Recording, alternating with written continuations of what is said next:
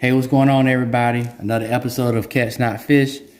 And I just got off work after working 7 straight 12-hour shifts. So I'm very tired. But I have a strong urge and desire to go fishing and catch fish. And that's what this channel is all about. So to ensure success on the water, I want to show you a couple of the apps that I use to determine where I'm going to go fishing and if I'm going to go fishing. So first and foremost, I like checking the weather. And the way I like checking the weather is just going to the Google page and typing in the zip code. My zip code is 32218. Search. You see how it brings up Jacksonville, Florida zip code, and it has a description of the day, and you can just drag the bar across to see the weather throughout the day. Now this is key because as you can see is 0825, and I drag it across all the way until 1300 1 p.m. and it's showing sunny, and it's going to be toasting out there. So I want to show you another app that I use. I'm going to go back. I go to the FWC website. This is the Florida Wildlife Commission app that I love having. You can see my my fishing license, as well as when you catch a fish on the water, you can search that fish to make sure it's legal if you're keeping it. I think it's very handy. So you go to Toolbox and you go to Seas. And then I click on this one. See, it says coastal waters from Fernandina Beach to St. Augustine. I click that one.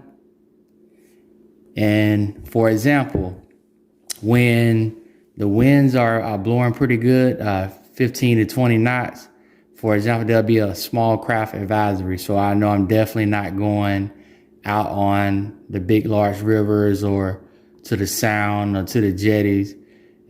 Or sometimes they have a gale force warning where it's like very strong winds blowing. But here it has northeast winds 5 to 10 knots, becoming east 10 to 15 knots in the afternoon, seas 2 to 3 feet. And see, there's a light chop on the IWC, and there's a slight chance of showers, thunderstorms in the morning. See how that kind of contradicts what I checked? Well, I guess in a different area of zip code, but we look pretty good there. I have everything to worry about. And then the last place I check is the tides. So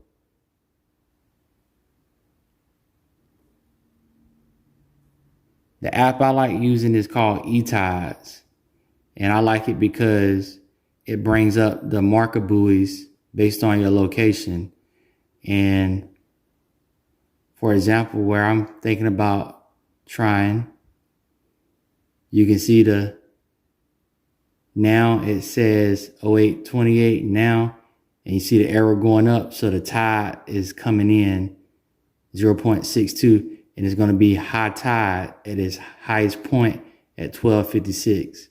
So a lot of people say you want to fish the last 2 hours of the incoming. So if you subtract 2, that'll be 10:56.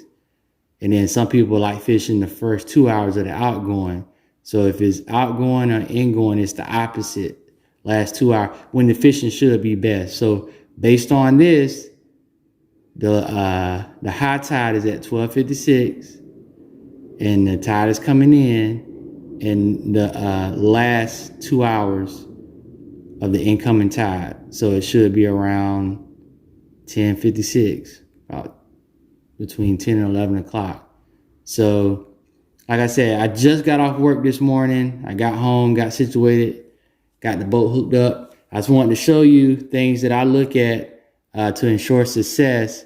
And I'm going to try to put my money where my mouth is and see if I can connect with some fish. I'm probably going to fish right up until 1300, 1 p.m. because I know it's going to be hot. But I have my gear, and like I said, I'm trying to spend a couple hours on the water and tune in to the second part.